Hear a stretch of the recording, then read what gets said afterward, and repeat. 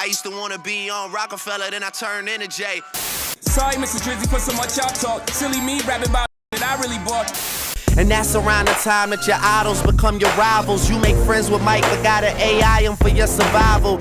I had Benzes for you had braces.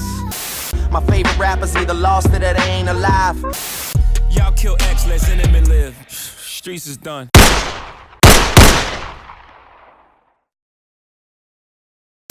If you want to watch this video completely uncensored and uncut, make sure you head over to my Patreon. Link will be in the description. For just $2 a month, you get exclusive early access to videos uncut and exclusive Patreon-only content coming soon. Drake and Jay-Z both love throwing subliminal shots, with Jay-Z being regarded as the king of subliminals. Drake has certainly proved himself worthy as being right there with Hove with the subliminal wars he's been involved in over the course of his career. How did these two actually end up in a subliminal battle? This beef has a couple of different reasonings behind it. The competitiveness of both Jay-Z and Drake is the common denominator to the beef, but something also was underlying. So let's take you back into the year of 2008. Drake was one of the most buzzing artists on the scene, dropping multiple mixtapes, which gained him a ton of buzz. Drake would eventually become the protege of the hottest rapper in the game at the time, Lil Wayne. Lil Wayne and Jay-Z actually had a past history of beefing prior to this, which I covered in my video, Lil Wayne vs. Jay-Z, What Happened. I recommend you watch that video to get a better understanding of this beef because the two beefs are connected. By 2008, Jay-Z and Lil Wayne patched things up and seemed to be on good terms after some collaborations. After gaining a ton of buzz through mixtapes and on social media platform MySpace, Drake was discovered by James Prince Jr. Prince would introduce Lil Wayne to Drake, playing him some tracks which at first Weezy thought that Drake was garbage. Prince was persistent and kept playing Drake records to Wayne until eventually he wanted to speak to Drake. Prince put the two on the phone and a meeting was orchestrated. Quick side note, Drake had already established his own record label called October's Very Own, or OVO for short. In 2008, after their meeting, Lil Wayne invited Drake to join him on his The Carter 3 tour. While on tour, the two recorded multiple songs together. Eventually, Drake would sign to Young Money Entertainment and Cash Money under a joint venture. Drake would begin gaining a crazy amount of buzz, and after dropping his mixtape So Far Gone in February 2009, it was clear that Drake was next in line. During this time, Jay-Z was on one of his biggest runs commercially, gearing up for the third installment of the legendary Blueprint series.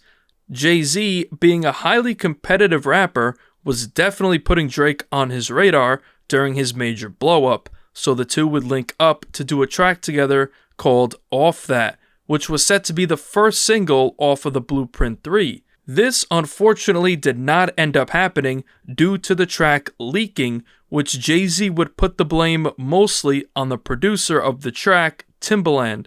On September 8th, 2009, Jay-Z dropped his album The Blueprint 3.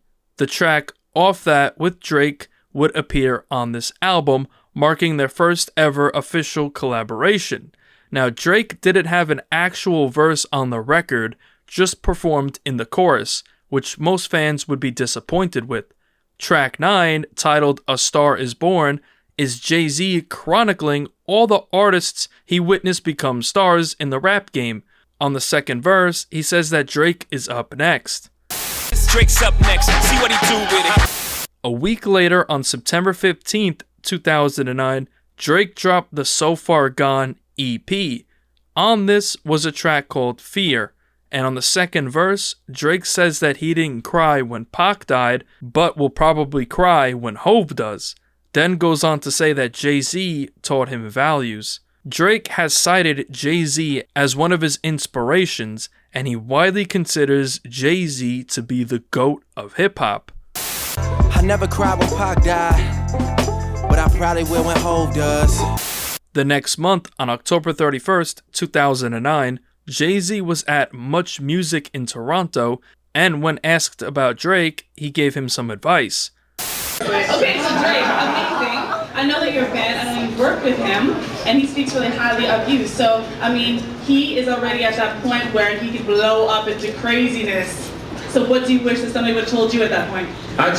He just needs to focus. I mean, he's proved that he's very talented, with that mixtape, which was phenomenal. He proves she likes it.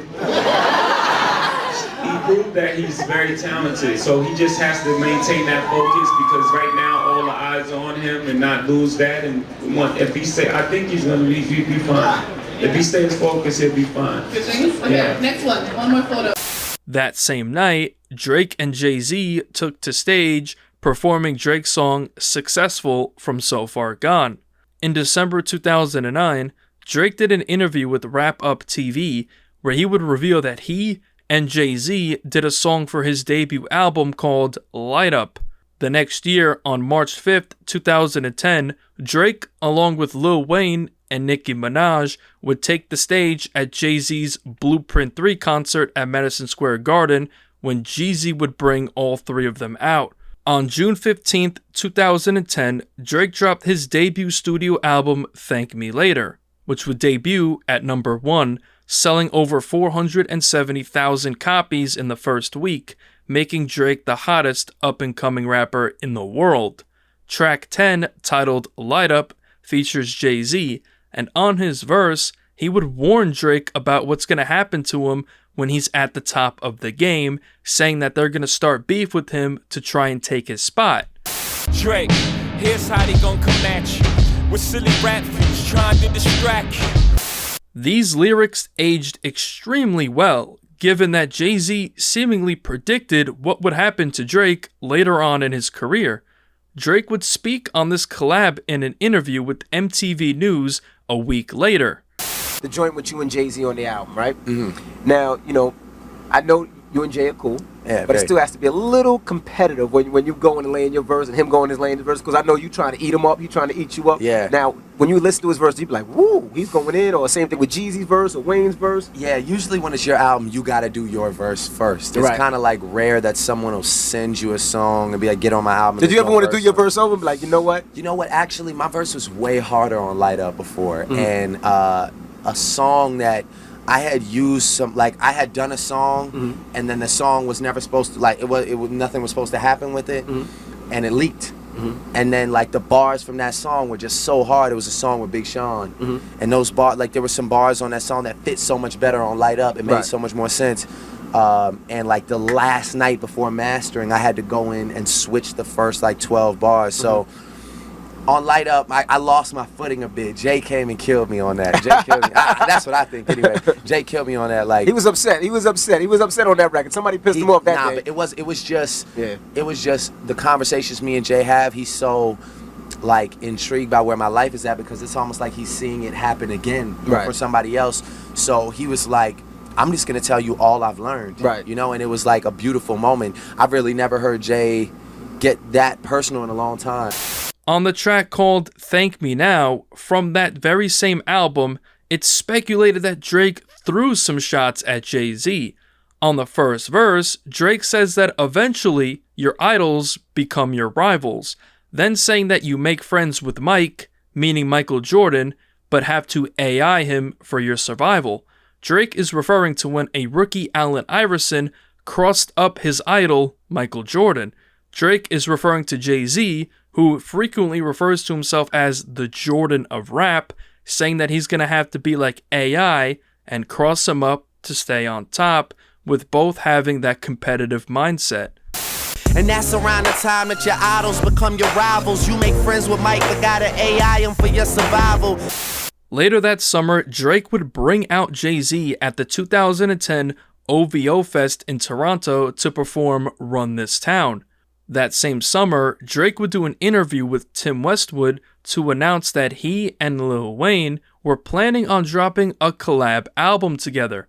At this time, it wasn't really a big trend to do collab albums. It was more of a special occasion to see, but it would later become a huge thing in rap. In September of that year, Drake and Jay-Z would perform their track Light Up at the Yankee Stadium for the Home and Home tour. Later that year, Jay-Z and Kanye West would announce that they are working on a collab album together called Watch the Throne, with the Throne being Jay and Ye's name as a collective.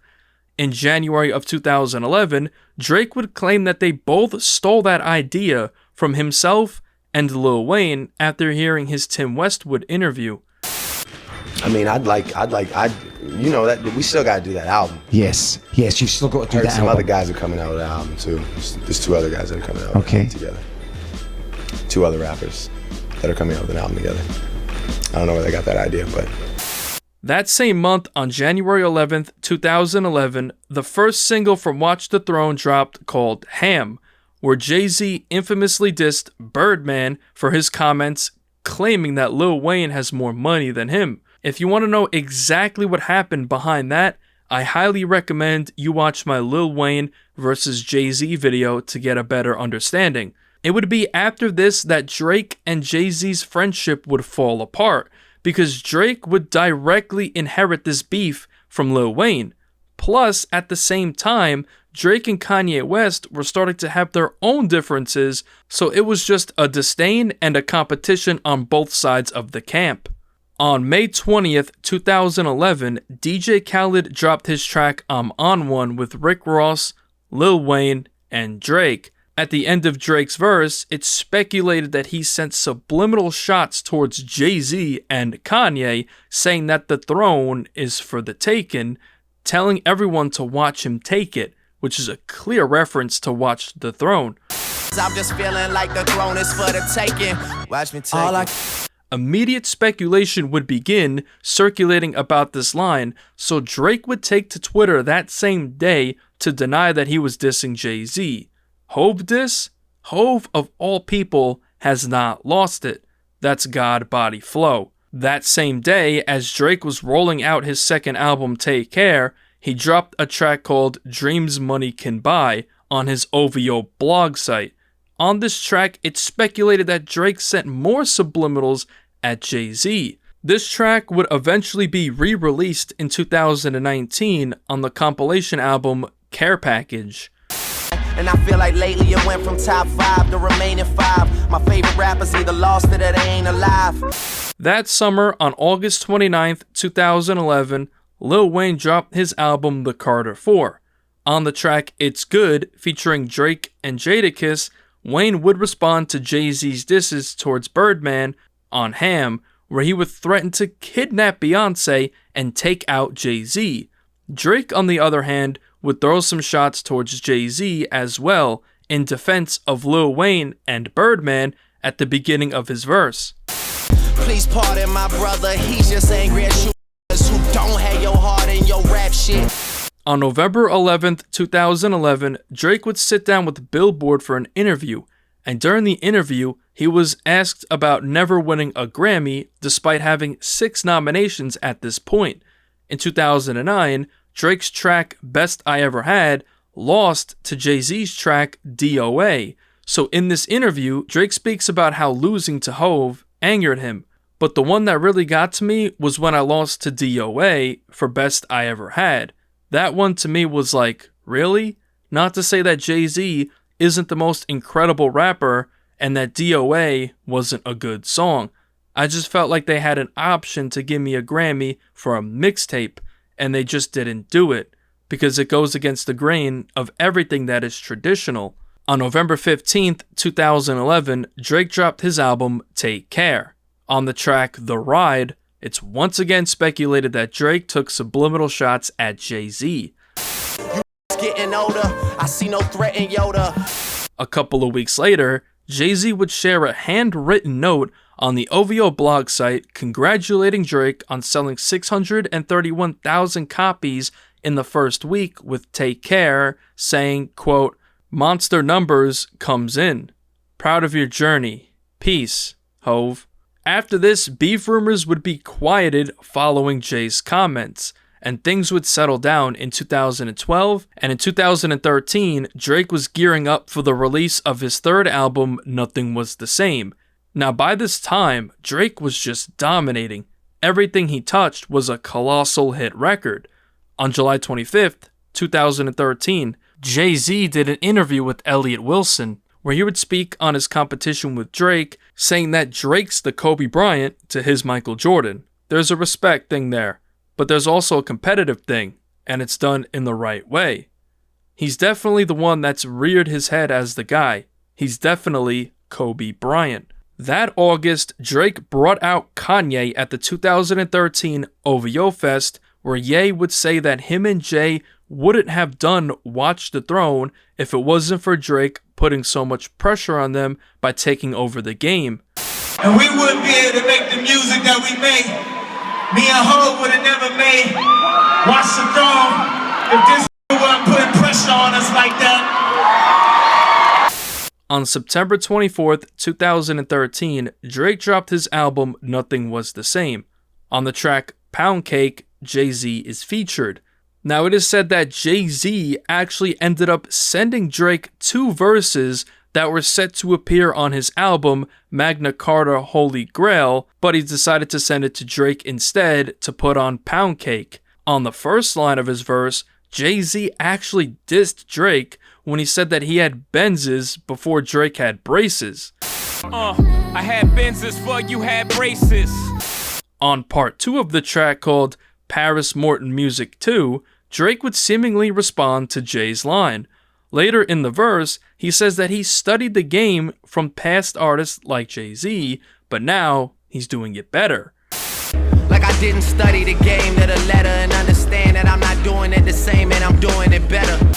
That same day, Drake appeared on Hot 97 for an interview to speak on his album, and he spoke on Pound Cake and his relationship with Jay-Z. Drake would say that they have a great relationship and that Hov is a great mentor to him. Just rap. So you have like built a nice relationship with him? I mean, yeah, I think like one of the strongest, I think, if not the strongest. Of all the other rappers? Yeah, definitely. Wow. Who knew? Yeah, I know. Yeah, he's like he's just like an incredible mentor to me, and gives me great guidance and is very, very supportive. And is that a new relationship, or were you guys always cool? No, it's always been like that. You really? know, I mean, I think the more I make him proud, you know, that's I so think, cute. yeah, like, you know, the more I show him prove, like that, the like, you know, that's where the relationship grows. You know, it's just like the more he has to say to me, you know, and I've been consistent enough to sort of deserve or warrant advice from him. Right. And he gives it to me, you know, and he's just I saw him last night. He's like he's the best, man, for real. Wow. He's just a solid dude. Yeah, we like Hov up here. Oh yeah, of course. After this, it seemed as if everything was cool between the two, but that would be short-lived. Just months later, in February of 2014, Drake did an interview with Rolling Stone where he would take a jab at Jay-Z for having art references in his songs. It's like Hov can't drop bars these days without at least 4 art references. I would love to collect at some point, but I think the whole rap/art world thing is getting kind of corny. Now, Drake of all people calling you corny is just crazy, so of course Jay-Z was not going to go for this. The next month, on March 23rd, 2014, Jay-Z and his Rock Nation protege, Jay Electronica, dropped a freestyle over Soulja Boy's We Made It beat. Now this in itself was a shot at Drake, because in late 2013, Drake did his own version over this exact beat. On his verse, Jay-Z would directly respond to Drake's comments in his Rolling Stone interview, where he would apologize to Drake for the art references, but calls him Mrs. Drizzy. Sorry, Mrs. Drizzy, for so much y'all talk. Silly me rapping about that I really bought. Why these rappers rap about guns they ain't shot. A week later, on April 1st, 2014, Drake would drop a track called Draft Day, which is dedicated to the then rookie football star, Johnny Manziel. On this track, it's speculated that he clapped back at Jay-Z with some subliminals. I think I'm on my 8th flow, just watch me paint flow. We all do it for the art, so I can never hate though. Later that month, during an NBA playoff game between the Toronto Raptors and the Brooklyn Nets, which of course Drake, hailing from Toronto, supports the Raptors, and Jay-Z, being from Brooklyn, supports the Nets. During an encore interview, Drake would send more shots at Jay-Z, saying, "This is the people's team out here tonight. You know what I mean? Toronto Raptors." Jay-Z somewhere eating a fondue plate. On May 13th, 2014, DJ Khaled dropped the track They Don't Love You No More with Meek Mill, French Montana, Rick Ross, and Jay-Z. On his verse, Jay-Z clapped back at Drake for his disses on his track Draft Day. Haters wanna ball, let me tighten up my drawstring. Wrong sports, boy, you know you're soft as a lacrosse team. Fast forward to February 13th, 2015, Drake dropped his album If You're Reading This, It's Too Late. And on the track 6 p.m. in New York, he sent more subliminal shots towards Jay-Z, saying that he should be the third member of the Throne duo. You rapping like the Throne should be the three of y'all. That same year, in 2015, Jay-Z would announce the relaunch of his newly bought streaming service called Tidal. At the launch announcement, a bunch of big names were on stage, except for Drake. That's because it was reported that Drake turned down Jay's offer to partner with Tidal. According to Billboard, Drake was supposed to be one of the many celebrities that signed on for joint ownership of Tidal at a star-studded launch ceremony back in March, but he dropped out as late as 2 days before the event. Drake seemingly rejected the offer because he did not want to be under Jay-Z and would end up signing a $19 million deal with Apple, which was a direct competitor of Tidal. In the summer of 2015, Drake and Meek Mill would be engaged in a beef, prompting Drake to drop a diss track called Charged Up on July 27th, 2015. On this track, he speaks about signing the deal with Apple and throws shots at Jay-Z's Tidal, keeping in mind that Meek Mill is a Roc Nation artist. Drake uses the word entitled to do a play on Tidal. I'm trying to take the high road. I still got love for my idols. I got me a deal with Apple and I still feel entitled. On January 31st, 2016, Drake would start off the year dropping a track called Summer 16. On this track, Drake took a really disrespectful jab at Jay-Z. I used to want to be on Rockefeller, then I turned into Jay. A couple of months later, on April 5th, 2016, Drake would drop his album Views. That same day, he dropped the track called Pop Style, along with One Dance as singles promoting the album.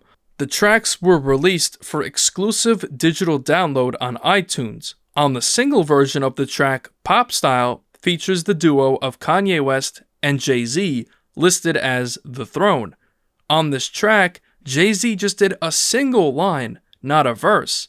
Now on the album itself, Drake did his own version of the track, leaving Jay-Z and Ye off it. Drake would later explain why Jay-Z only had a single line on the track the next month in an interview with Zane Lowe. Of course, people want to hear Jay-Z rap, so hearing him do 2 lines might be frustrating to a certain audience. That's just landed in my lap. I just dealt with it accordingly. It didn't play out how I wanted it to as far as business or whatever goes, so I figured it would be easier to go with my version. Sometimes we just fall on opposite sides of the spectrum. It's always mutual respect, but sometimes it has to be from afar. According to Kanye, at a show during his St. Pablo tour in October of that year, the track was scrapped from Drake's album due to streaming politics with Apple and Tidal, also out of respect for Meek Mill. But then it went out of that territory, it went into some Tidal, some political about percentages on songs. That summer, on June 26, 2016, DJ Khaled dropped his track I Got the Keys with Future and Jay-Z. Throughout the track, Jay-Z took more subliminals at Drake. On the first verse, he opened up responding to Drake's Summer 16 jab, saying that he can't be him until he owns his masters. So he's asking me the key. Till you own your own, you can't be free. Till you own your own, you can't be me. On the second verse, he once again sent subliminal shots at Drake. In real life, they like me. In real life, I'm like, no. A couple of months later, on October 23rd, 2016, Drake and 21 Savage dropped their track Sneakin', and on his verse, Drake sent subliminals at Jay-Z for saying that he has to own his masters to be like him. He says that Jay didn't own his masters right away, which is true because Jay-Z didn't own his masters until 2015. So Drake says to have some patience and he'll be right there with him. You ain't on it right away, you had to wait on niggas. Man, I'm only 29, had some patience with us. A couple of months later, on February 12th, 2017, DJ Khaled dropped the track Shining with Jay-Z and Beyonce. On his verse, Jay-Z sent subliminal shots back at Drake once again, referencing the Summer 16 record. 12 solo albums all platinum. I know you ain't out here talking numbers right. I know you ain't out here talking summers right. Later that year, in November 2017, Jay-Z was on his 444 tour, and he decided to pay homage to Drake, remixing his tracks Know Yourself and KMT, while Drake was actually in attendance in Toronto. After this, people would think that the beef would be squashed, as the two appeared to be on good terms. The next year, on June 29th, 2018, Drake dropped his album Scorpion, and on the track Talk Up, Jay-Z would be featured. One line in particular I want to mention was at the very end of Jay's verse. He talks about killing X, which is a reference to the murder of the late rapper XXXTentacion. Drake has been heavily speculated to have allegedly had something to do with X's murder, so I find it funny that Jay mentioned this here. It's also been said that Hove recorded his verse while in Europe for the On the Run 2 tour days before the album's release, and X was killed 11 days prior. Y'all kill X, let Cinnamon live. Streets is done. On that album was a track called Survival, where Drake would reference how he's trading shots with the GOAT, which is referring to Jay-Z, and how they talked about their subliminal beef. Taking shots with the gold and talking about shots that we send it. The next month, while Jay and Beyonce were still on their On the Run 2 tour, they stopped in Detroit where Drake and Jay-Z would link up, being photographed by Roc Nation Senior Vice President Lenny S. This would mark their first time being photographed together in over 5 years. In December of 2019, Drake did his infamous Rap Radar interview where he would speak on his beef with Jay-Z. Yeah, everybody. Yeah, I mean, yeah. We smoke. But you like the sparring, though, you know, because, like, you say you take shots with the GOAT, you talk about the shots that you send with Jay-Z. Like, why has that relation remained intact? Why has it never gone left? I think Jay has a lot of respect for me, and he's aware of the massive amount of respect that I have for him at the end of the day. And I think we both enjoyed our moments of, you know, him, you know, checking the young boy and me trying to be like, nah, I'm here, you know, like. After this, nothing else happened, and in late 2021, on Drake's album Certified Lover Boy, Jay-Z was featured on the track called Love All. Who do you think had the upper hand in this subliminal match? Drake or Jay-Z?